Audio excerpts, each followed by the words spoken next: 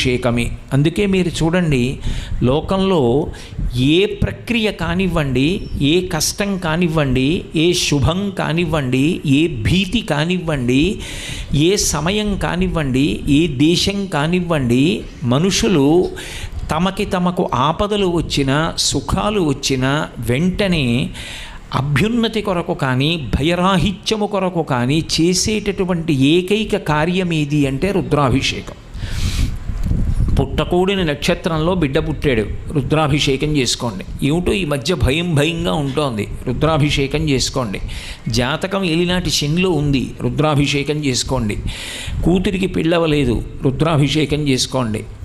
భగవంతుడి దయవల్ల నేను హాయిగా ప్రసన్నంగా సంతోషంగా ఉండగలుగుతున్నాను, ఈ స్థితి నిలబడడానికి రుద్రాభిషేకం చేసుకోండి. ఏది ఎలా ఉండనివ్వండి, కర్తవ్యం మాత్రం రుద్రాభిషేకం ఒక్కటే.